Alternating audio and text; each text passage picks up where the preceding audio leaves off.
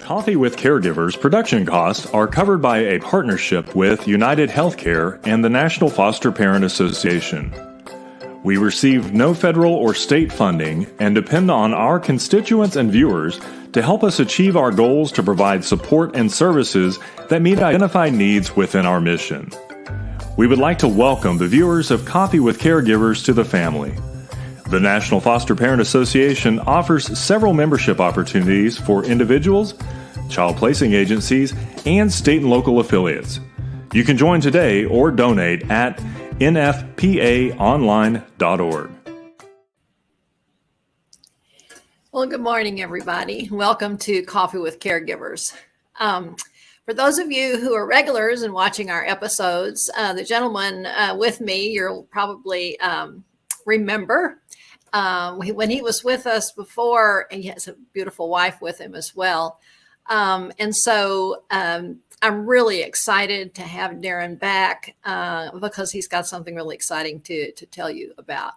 But before that, I just wanted to give a shout out to everybody out there that's working so hard on behalf of children and families. I don't think we get enough respect sometimes. I know we don't get enough kudos oftentimes because unless you're involved in foster care and adoption work in some way, sort of, people don't realize what that involves every day of your life. And regardless if you've got young kids or middle-aged kids or grown-ups like mine are all in their 30s and 40s and actually 50 now, everything that happened to them as children, prior to coming into foster care, prior to being adopted, is still there. And, how we have worked over the years of raising children to be the best they can be, to try to understand what happened to them in their early lives and how to adjust to that and how to make that work for them instead of pull them back, I think is really, really important. And that's why I was so excited when Darren let me know about their new book and actually sent the manuscript to let me read it.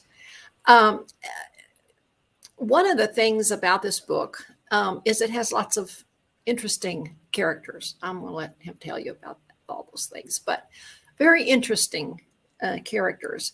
And so my cup today that I picked has just a beautiful monarch butterfly on it.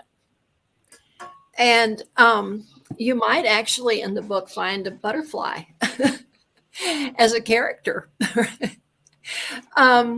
And the butterfly, it's so appropriate because it starts out as a cocoon and usually they're not all that pretty. And to bring forth this beauty that God has put into butterflies is my feeling about what we do when we parent kids who come from hard places, and we go to those hard places with them and we help them figure out how to get out of those hard places and what to do with those hard places and where to put those hard places. Not to say those hard places never happen, because that's the wrong thing to do. But how do we work around those things in order to still become the beautiful people God intended us to be? And so for me, when I looked at my selection of cups, the butterfly was the perfect one to have today. So Darren, again, this is Darren Fink. When you sent that manuscript to me, I've told you this, I never read a Harry Potter book. I still haven't. My limited time for reading, because I'm overextended all the time, but my limited time for reading were escapism, but not in that way, more of medical thrillers, psychological thrillers, those kinds of things where I was having to try to figure things out, who done it. And that was my escapism from the real world, right? So I was like, oh, I love what they've done before. So, I'm going to read at least a chapter or two. And I couldn't stop reading. I was hooked early on. And that's when I knew we had to schedule time with you this year yet, so that we could let others know about this incredible book and what it can help them accomplish with their children, their grandchildren, their neighbors' kids, any kids who need assistance in some way, because I think this book can reach every single kid out there for whatever reason they need it. And parents can use it to do that, as can grandparents or aunts and uncles or whoever might be those that are paying attention to these kids and realize that they need some assistance. So I'm going to turn it over to you. If you'll tell us a little bit about yourself and your cup, and then we'll get really into this book. Thank you so much. Yeah, it's good to be with everyone again. So my name is Darren Fink. I am the president of Transfiguring Adoption, which is a nonprofit. We help foster and adoptive parents, show them how to use books, movies, video games, and even play to help kids process past trauma. And Irene, you were talking about your cup. I have my cup that I just grabbed today. It's a Ravenclaw cup from the Harry Potter series that I use a lot. You were talking about that. Mm-hmm. The reason I chose this one is because I got this when we went to the Universal Studios at the theme parks, and my family loves going to amusement parks, and we've spent so much time. That's where my 4 children that have been adopted out of foster care, that's where we have our happy memories. We have a lot of happy memories at home too, but they're like, sometimes you do a lot of work on issues, and that a lot of work and growing and different things happen at home, where at the amusement parks, that's where we have a lot. That's our happy place. That's where we all like to go, and we bond and we connect and we have fun. So that cup reminds me of those times. And I really like whenever I use this cup, I just love it because it reminds me of those times with my family and having fun with them and doing different things with them. So, and that's really what the book that we're talking about, the title of it's called Gruit's Hope. And it's part of our Guide to Magical Creatures Around Your Home series.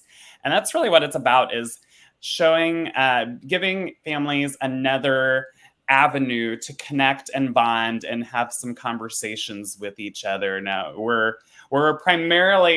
hoping that the foster care and adoption community will grab hold onto this, because the main character in it is a foster boy. He's a mixed race in the 2nd grade.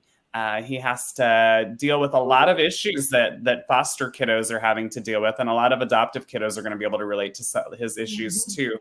But one thing too that we're also hoping is just that any fun-loving family will hold on to this book. One, because there are issues that we're still hitting that everyone has to deal with, namely Gruit has to deal with bullying at his school, and he also has to deal with some racial prejudice. It's a light theme in the book, but he does have to deal with some racial prejudice. And those are some heavy topics that it's important for us to talk with our kids about and see where they're thinking on those topics. But also we're hoping that the general public will grab this and just take a look, and they'll get educated on and empathize for foster and adoptive kids. Because the more I talk with a lot of families, and as my wife and I have fostered over the years, even with our own adoptive children, you just realize that the general public doesn't always understand what our kids are going through and what their fears and their concerns are and their thought processes. A lot of people I know get their information from Hollywood, and little orphan Annie rarely gets adopted by Daddy Warbucks and has this happy ending. So I feel like the general public has a skewed view of what foster care and adoption looks like and what families are going through. So hopefully with this book, it'll educate. So we're really excited for therapists and teachers also to be grabbing hold of this one and be introducing it to children in their classrooms or in their therapy offices. So yeah. I think it's a tool to use, like you said, by professionals, certainly, as well as caregivers. And significant other people who want to, have influence on children to help them, become better and more relaxed with who they are and those sorts of things. I mean, just the identity piece of the whole thing seems so important to me.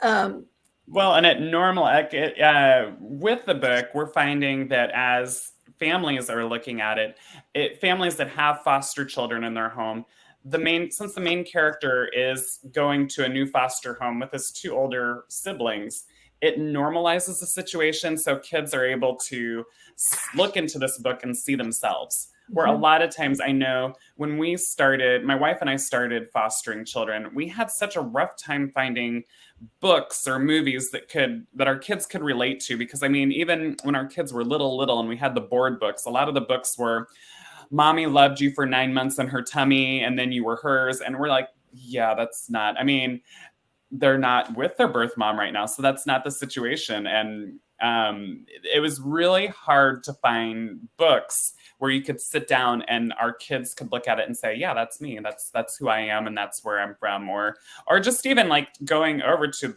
the racial piece, looking at it and saying, I don't look physically like my parents or the rest of my family, and how to, and so it's just really, I feel like with this, it's important as a tool for our kids to be able to see themselves in the book, because through that, they can see how the characters are tackling issues and solving issues, or maybe they're not solving issues, and they can have conversations with their parents about, well, how do I need to solve my issues and how do I need to work on things?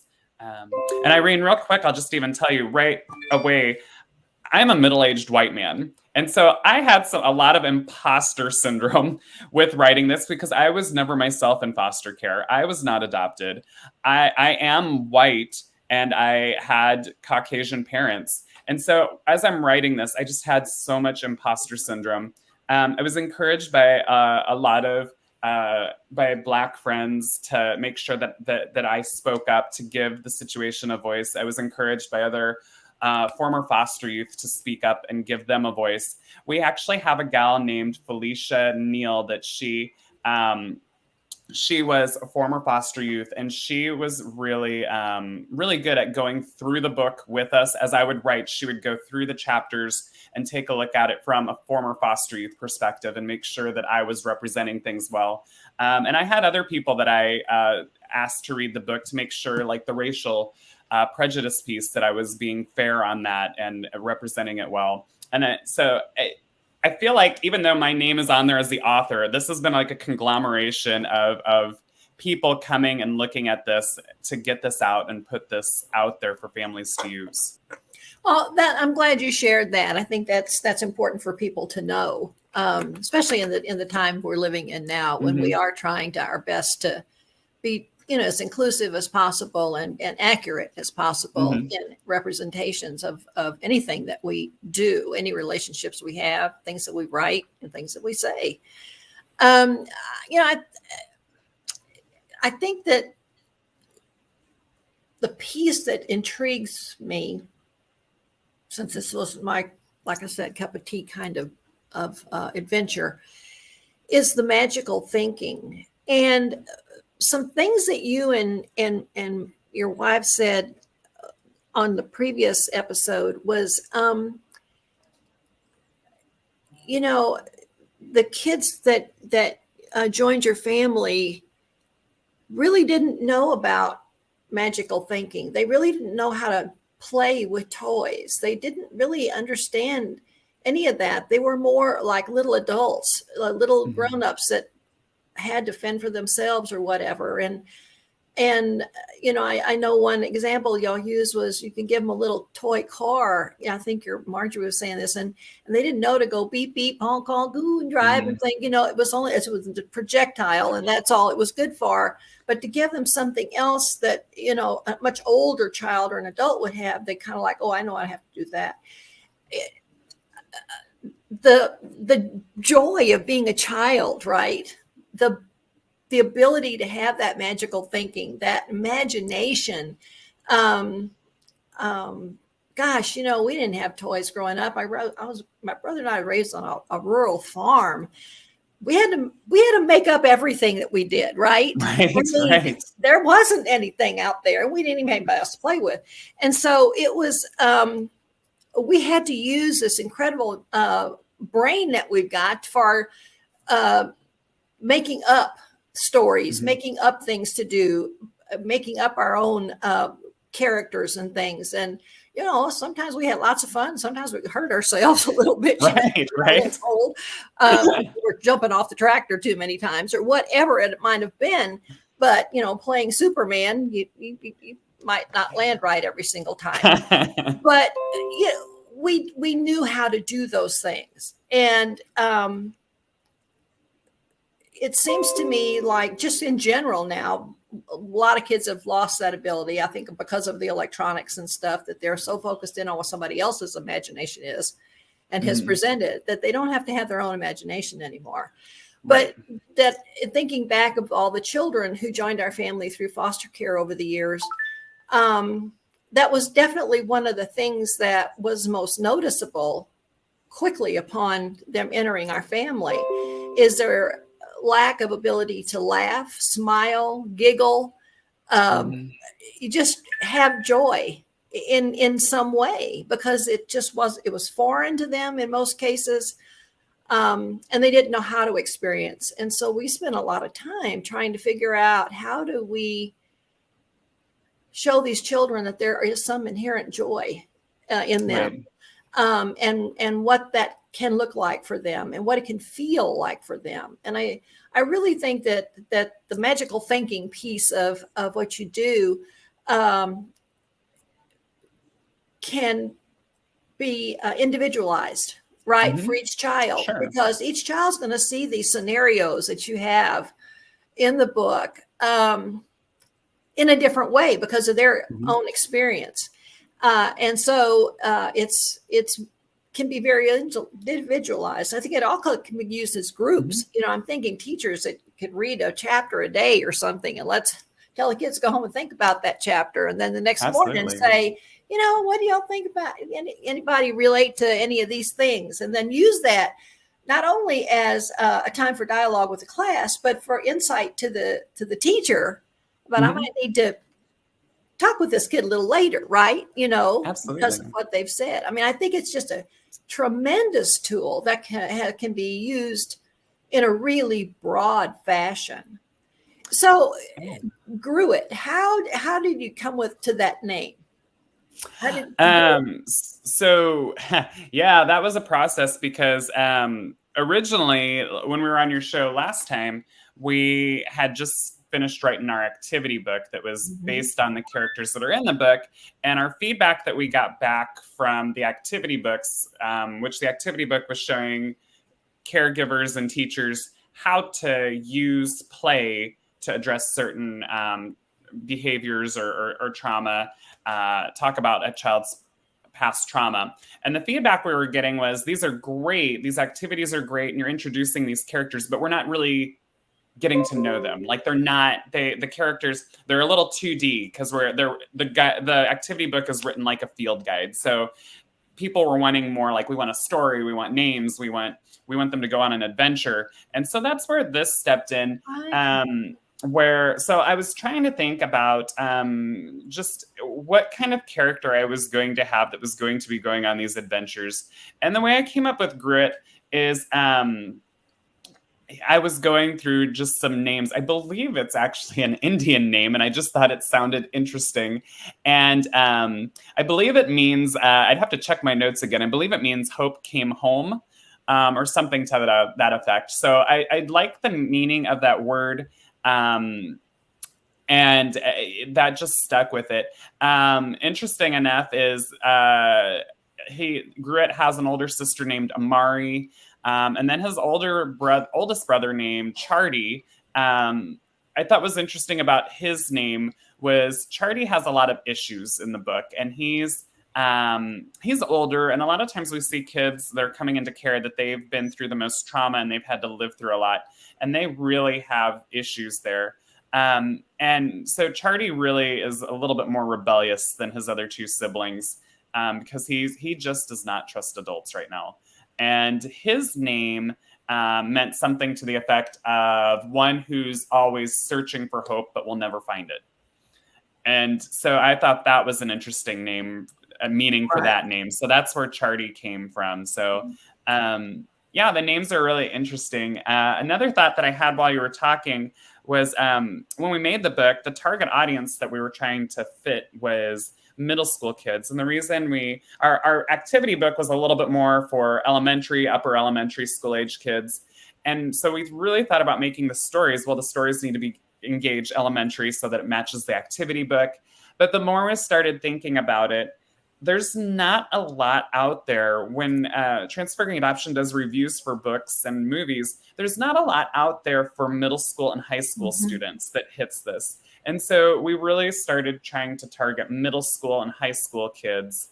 Obviously, upper elementary, there are a lot of really clever and smart elementary kids that are going to take hold of this and run with it.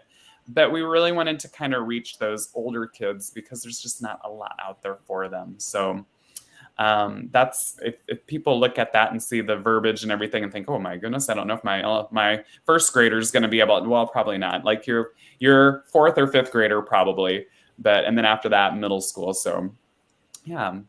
Right. So, the other thing that I just kept thinking about as I was reading it is that by using the scenarios that are built into the story, you can really have some really, I guess what you call judgment-free, safe dialogues with kids, because it's not about them. It's about the characters. It's the characters. Yeah. And their experience. And so it's safer to talk about that.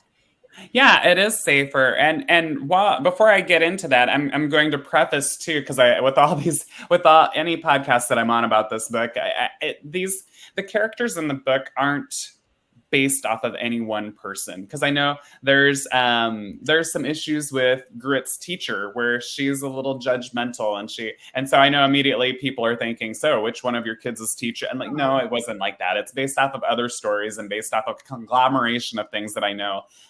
Same thing that people find out that I have 4 kids adopted out of foster care, and they're like, ooh, so which child is Gruett based off? They're none of them. Even my kids were like, oh, so was that me? Is that me? Like, no, it's a conglomeration of stories and different, like, I was very careful not to pattern this after any of my children or any person that I knew. But so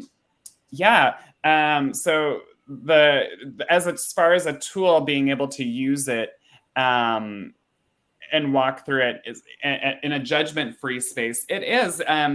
I can remember talking with Felicia, who was our former foster youth that was consulting on this. And it was interesting to me because we were talking about some of the issues that the characters were going through.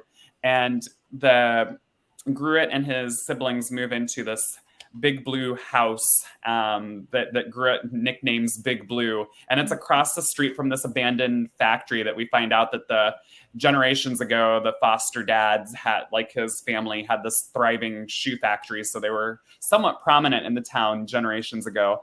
But now it's abandoned now and it's falling apart. And immediately our consultant, Felicia, she's like, okay, I'm reading this thing so far. She's like, 2 things that I can't believe about this. One, when the kids show up, they have multiple suitcases. She's like, no foster kid has multiple suitcases when they show up. She's like, the second thing that I can't believe is that oldest kid, Charty, he should be running away from home every night and he should be in that factory exploring. She's like, that's what I would have done. I would have snuck out of the house every night. Which, funny enough, I was like, well, that's going to be part of the plot. You just haven't gotten there yet. Like he's sneaking out. And she's like, well, good, because and it's just stuff like that, because it's something where if you do have a child that's dealing with that, they're a little rebellious, they're sneaking out of the house. Gruett has he really needs occupational therapy. He has trouble with his hands doing fine motor skills. The Amari, she is scared of the dark because of things from the past that make her scared of the dark. So we find out that she's actually not going to the toilet at night, and she's either wetting the bed or going somewhere else and wetting on the floor. And those are just things that in foster care, to the public, that might not be normal things that they deal with every day. But for us, it is.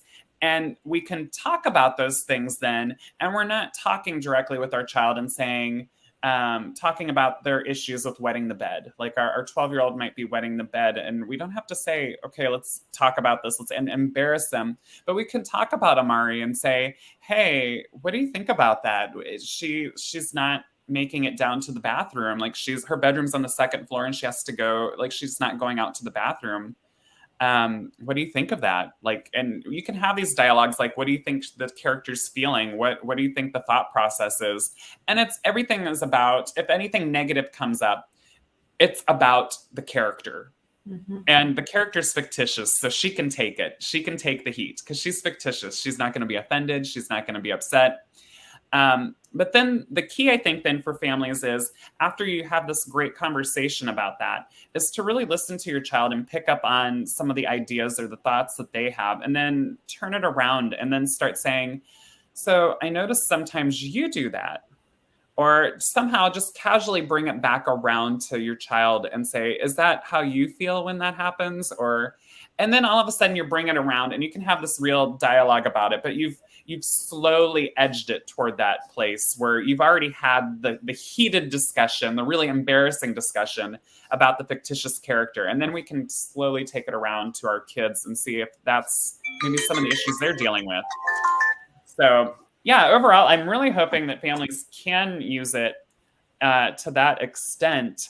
And even teachers, they're like I said, the teacher, Gruett's teacher in the book, she really has a preconceived notion and stereotype about, it's not going to spoil it too much, but there is that one incident where she's having the kids be excused for the day to go to the bus line or to go to the parent pickup line. And she Gruett doesn't notice it, but noticeably she's just calling kids names and having them go. But when it's Gruett's turn to go to the pickup line, she intentionally has him come over to her desk, and she makes the comment, can you find your way from here to the pickup line without getting in trouble? But she hasn't done that with any of the other kids. None of the other kids did she say, can you do it without getting in trouble?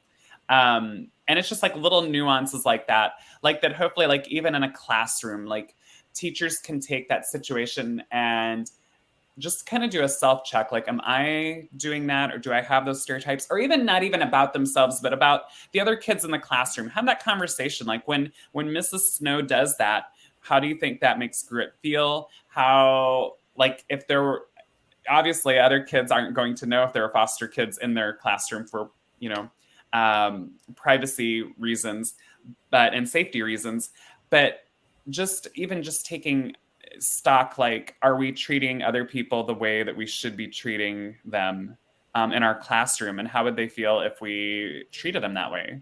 So I think it's just a really useful tool to just stop and have empathy for foster and adoptive kids and what they might be going through. I agree. I was reading just a little bit about what somebody talked about, and I think she's an adoption support specialist or something. But anyway, she said it was just full of teachable moments to explore, the power of imagination and playfulness. And I think, that was where it struck me so effectively first. And here's another, professional saying the same thing about imagination and playfulness. We just don't have probably enough of that anymore. And, Right. There was some introspective piece to this for me too when I was reading it, and so I think it will be for others as they're using the book. But I got to thinking, because it was hard for me with our first children to play, to take time to play games, to take time to. Because then I got to thinking, and I know it was hard because I was raised in a family, very German background, both sides of my lineage. And it was a incredibly strong work ethic, 24/7. Right. Right. and people had to work hard because, I mean, they were farmers, right? Hog farmers, all those things, and raised all our own food. We worked from sun up to sundown to exist. And my mom and dad, when they married, had nothing. And my grandparents on my dad's parents said, you know, we've got an old chicken coop out there on the farm. You think you could fix that up into a 1-room house for you? Well, that's what he did. You know, there was no toilet in there. There was running water. Right. But 1 room, and we lived in that until I was 8 years old, right? Mm-hmm. So it was a different way of life, and I kept thinking the fun that I had was with my brother when we were younger, really younger, and we could just run and play. But then as we started to get, 5, 6, 7 years old, we had big chores that we had to be a part of, and some of that, we lost some of that ability to have spontaneous fun, right? Sure. And so I had to learn how to do that with my kids. My husband was much better at it because he didn't come from a structure, almost no structure, right? And so very different. And I still catch myself sometimes with my younger grandchildren now and great grandchildren about, well, Grandma, let's play something. Come on, Gigi, let's play. Because it's just not that first thing that comes to my mind. It's more about, do I need to feed them? What am I going to do? What am I going to feed them? I'm got to make sure nobody gets hurt. Those kinds of things take over, which they certainly took over when we first had children, because we too, we couldn't have biological kids either. And so we built our family through adoption. And so we were, trial by fire every time a new child joined our family too, about what do we do now with this one? How do we approach that?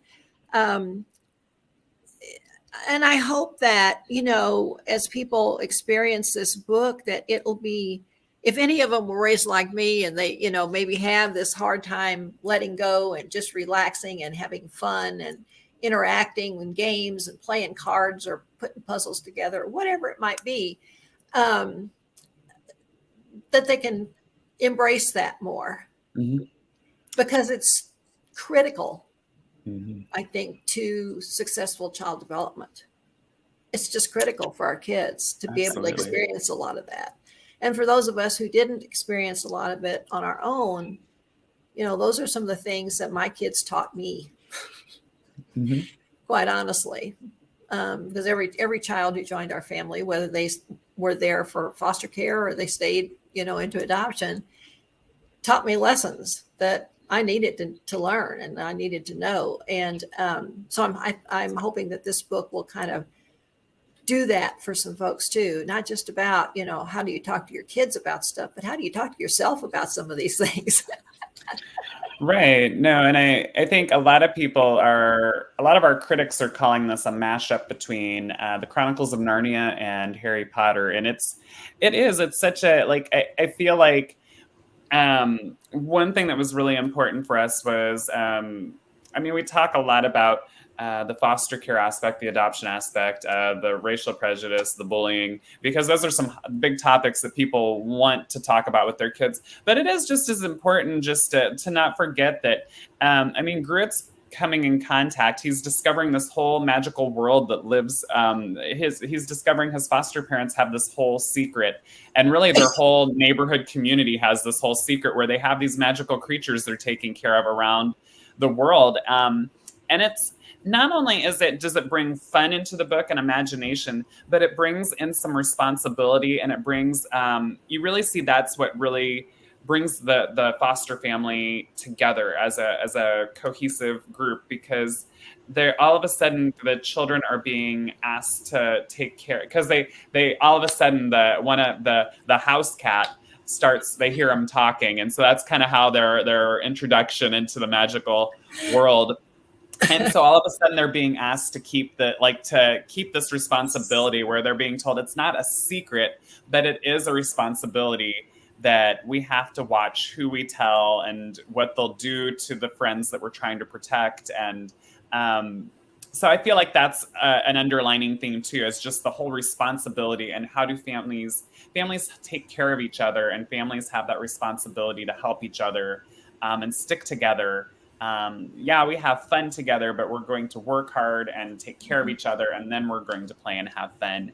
And there's one whole scene the one chapter that's the most fun for me is the chapter before the family goes to the Halloween party that the school has at the school, and there's just all the characters that you love to hate in the book are there, and that's where that chapter is where those characters have their big scenes, and you love how the foster parents handle the situation, but you're just even more infuriated at the other characters that you love to hate in that chapter. But then after that, the foster mom's like, once a year, the dwarves in the book have this big party, and they have a very important job that they do every night. But once a year, they're allowed to take a break, and they have this big fall party. And they all go to the party, and they have this big party with the dwarves. So it's just a fun, imaginative chapter. There is some important learning issues and different things in it, but for the most part, it's just a fun chapter, and it's just fun to see that whole world unravel and like just come alive before your eyes.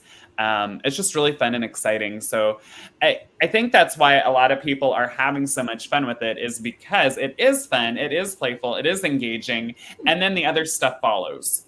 But it's fun and exciting to begin with. Right. And I hate to say it, but there are characters that you love to hate. And I think that's even engaging too, because you're looking at these characters and you're like, you want to see, I mean, if you're honest with yourself, you're going like, I got to see how this character gets theirs. Because you're like, there's no way they can get away with that. They can't do that. Like, how could they get away with it? And so you're really waiting to see, like, how is this going to be handled? I got to see. So there's so much that I feel like is just engaging. And it's, while it might be exaggerated at times, there's some realness to it. I had another professional in the foster care and adoption industry, and she's also a foster and adoptive mom. We had to laugh at it because we had her she wrote a review. We weren't expecting it. She wrote a review, and she said, at one point she said in her review, "This is the most realistic depiction of foster care and adoption that I have seen in any book." And my wife was laughing at it, and I'm like, no, that was really nice. I'm glad she wrote that. Like, that's it. She's like, I'm like, why are you laughing? She's like, you have magical creatures throughout this entire book, and this is the most realistic depiction. Like, so no, but it's we're really finding that people are engaging with it and connecting with it that I never thought would engage and connect with it and having fun with it. And so that makes me really excited. We're working on a sequel right now. Cool. That hopefully it's supposed to come out in 2022. We'll see. It's 2021 has been a little difficult getting things going, so we'll see what happens. But we're gonna discover more things. We're going to introduce the fact that while there's a community in America that Gruit's a part of that knows about magical creatures, we start exploring the idea that there are other countries that have the same communities, and they have other creatures that they take care of, and they're all connected and different things like that. And Gruit's going to be noticing a little bit. This book is really Gruit trying to get settled into his foster home and looking at that. And we are like, I was glad that woman did say that it was a realistic, because we were trying to be real with it. We're not doing I'll spoil the ending maybe for some people, but Gruit is not good. Like, we're not going to do a Daddy Warbucks that the millionaires, adopt the children. Gruit's having to deal with everything in a realistic fashion. But in the sequel, now that the first book deals with him getting acclimated, he's now going to start noticing a little bit more, because his brain has a little bit more time to function on other things now that he's settled. So he's going to be noticing a lot more that he doesn't look the same as everyone in this small town America. town. Like everyone is mostly Caucasian, and he's mixed race, and his brother is black, and his sister is mixed race. And so he's going to spend a lot more time looking like I don't look like everyone. A lot more times asking him, would life be easier if I looked like my foster parents and if I looked like my teacher, and different things like that. And that's going to be, I think that's going to be really useful for a lot of families, not just foster and adoptive families. And right now there's a fun, just kind of touching conversation where the neighbor who's Hispanic, Gruitt just happens to have he notices that his neighbor has an accent. And so he just has this improv conversation with his neighbor about like, what's it like to be different? And don't you wish you were like everyone else and didn't have your accent? And so I'm excited for that. I think the sequel to come out, because I think there's going to be a lot more to push forward with just dealing with people and how you might not look the same as everyone else. Well, I'm excited to know that that's going to happen. There'll be a sequel coming out, so be sure and let folks know about that. As that progresses for you. I think a lot of folks know that watch this now that I'm retiring at the end of this year, and so there'll be a new Coffee with Caregivers person to do interviews and things like that. And be sure you let folks know it's at the NFPA. All right. Absolutely. Happy to. All right. Well, I think it's about time to call this one a close today. And well, Darren, I just really appreciate you and your wife and what you've done with your family and for all of us out here, working with children in many different ways. Do you have any just final words that you'd like to share before we close? Yeah, the book is being released October 19th of 2021. You can find it on Amazon, but I would prefer that you buy it from our website because we're able to take more of the proceeds and run it back into our services that help foster care and adoption. We can't do that through Amazon. The website that you can go to is Magical Creatures. That's Magical Creatures without the last E.com. And you can find us also at Magical Creatures without the last E on Facebook and Instagram. And that's how you can stay up to date on when the sequel will be coming out and any other news and information we have. Okay. Well, I appreciate that. And again, the timing of this was just perfect with the release date of Gruitt's Hope. And I'm so glad that worked out for us to be able to do this today. So thanks to everybody who has been a part of this program today. Thank you again for everything you do. And we look forward to seeing you next week. Bye-bye. Thanks. Bye. This episode is brought to you in partnership with our friends at United Healthcare. For more information about United Healthcare, please visit www.uhc.com.